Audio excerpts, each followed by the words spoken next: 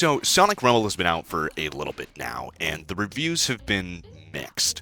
While a lot of people, including myself, do quite enjoy the simple yet fun gameplay, there's one glaring issue that kind of permeates over almost every aspect of this game, being corporate greed. I don't think it would be unacceptable to call Rumble a greedy game, despite the honestly fun times I've had with it so far. I don't want this game to fail, but I do think that the monetary system is quite predatory and exploitative, and if it wants to keep any sort of life and reputation better than something akin to Sonic Runners, for example, changes need to happen. Let's talk about a big component in Rumble's progression: score bonus. Your score bonus is a value determined by the amount of skins and chow you have, significantly increased with higher rarity skins and the level of them. I want you to guess the most effective way to raise it. That's right, microtransactions.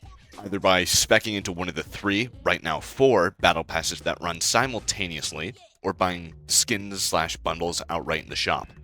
Okay, fine, this is a free game after all, but I'm sure you all know by now that these prices are insane. Not to mention that they're thrown in your face constantly. Why does it matter though? A bonus to your score sounds like a purely personal thing. Maybe you get a few more rewards, yeah, but that's par for the course. Well, let's see. Score gets you grade rewards, achievements, which is one of the few ways to get red rings, impacts your standing and ability to contribute in your crew, the speed you can finish Amy's requests, how fast you can win a score scramble, but probably the most important to me, it affects your ability to even progress in Rumble rankings, the game's ranked competition, and another one of the limited ways, exempt of micros, that you can earn the game's rewards and progress naturally. The info tab even promotes this as getting a leg up on the competition.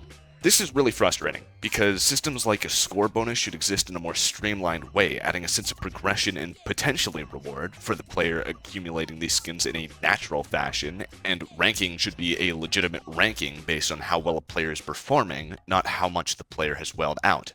This also impacts the player's choice when skins are available if they want to get the maximum amount of value out of them.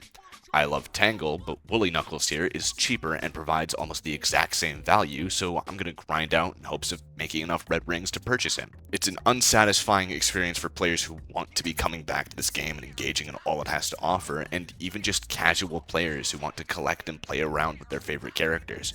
I've been grinding out for a while to get Crystal Amy here in the shop. She's worth 350,000 rings, but as far as epic or higher skins go, she's one of the simplest to grind out other than the free/tutorial characters.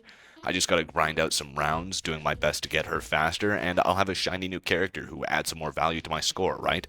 Problem alert, ring limit.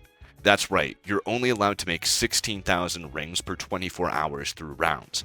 Luckily, rings are the easiest currency to obtain in the game free-to-play, with dailies, scrambles, the multiple free paths for battle passes, crews, but most of these are either small or exhaustible. If you were out of these one-time method, and say your ring count was at 0 because you spent all of them on upgrading your chow, maybe buying a smaller skin that you wanted, and you wanted to grind out Amy purely through rounds, that's 350,000 divided by 16,000 rings per day, and it would take you just over 21 days to get her.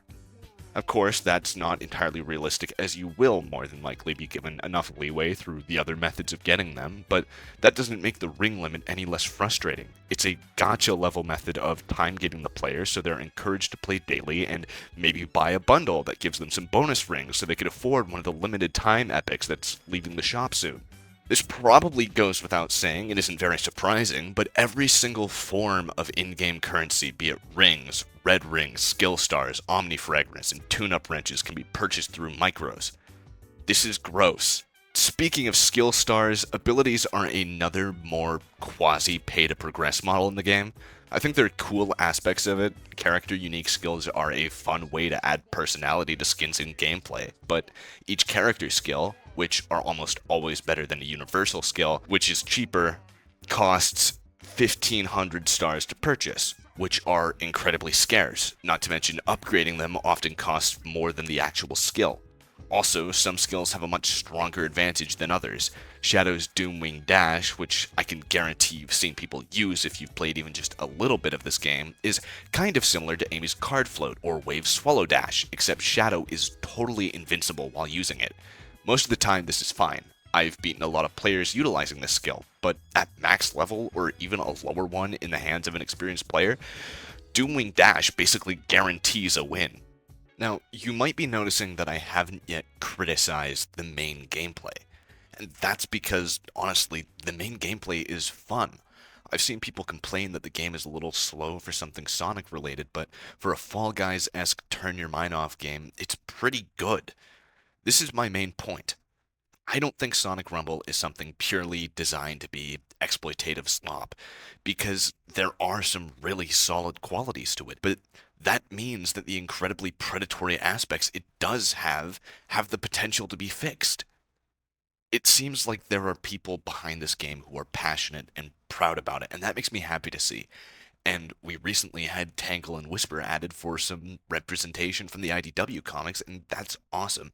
But if this game doesn't fix how egregious and greedy it is, it will fall into the pit of greedy missteps that only serve to ruin the reputation of a franchise that I've loved since childhood and am passionate about.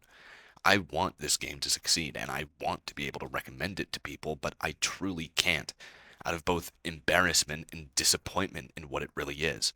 I really hope that this video gives a deeper look at how Rumble has potential and how dominant micros truly are in the experience and can open up some conversation around it.